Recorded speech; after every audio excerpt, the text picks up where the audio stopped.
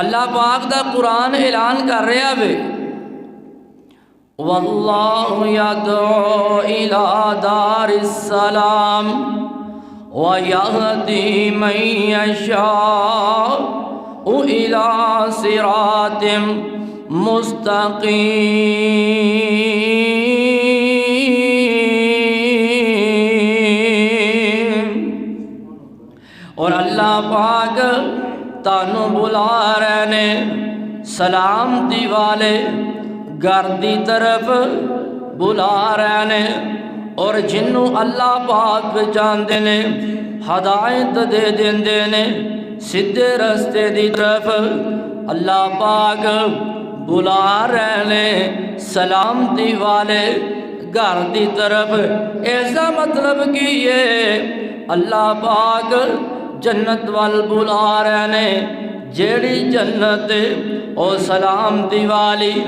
آئیے مسلمانوں، میں دسنا جا رہا ہوں حضرت خلیفہ بلا فصل حضرت ابو بکر صدیق رضی اللہ تعالی عنہ کون صدیق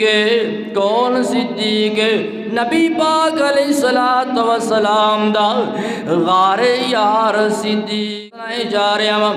حضرت ابو بکر رضی اللہ تعالی عنہ عرض کردے نے فقال ابو بکر رضی اللہ تعالی عنہ بأبی انت و امی یا رسول اللہ صلی اللہ علیہ وسلم ما علی من دعی من تلک الابواب من ضرورت فلیدعا احد من تلک الابواب کلیہا قال نعم وارجو ان تکون منہم۔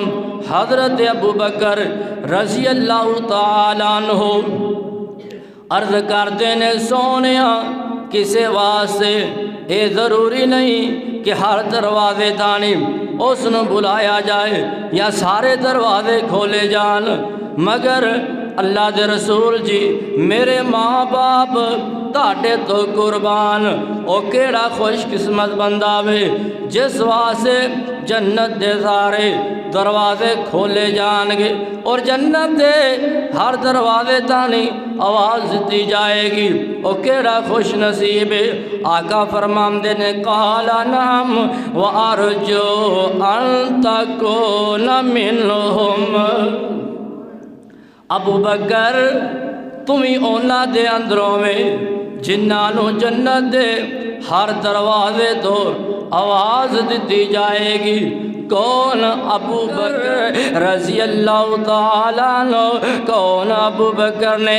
آقا فرماندے نے قال نعم وارجو ان تکون منہم۔ ابو بکر تو اونا دے اندروں یہ جنانو جنت دے ہر دروازے تو آواز آئے گی۔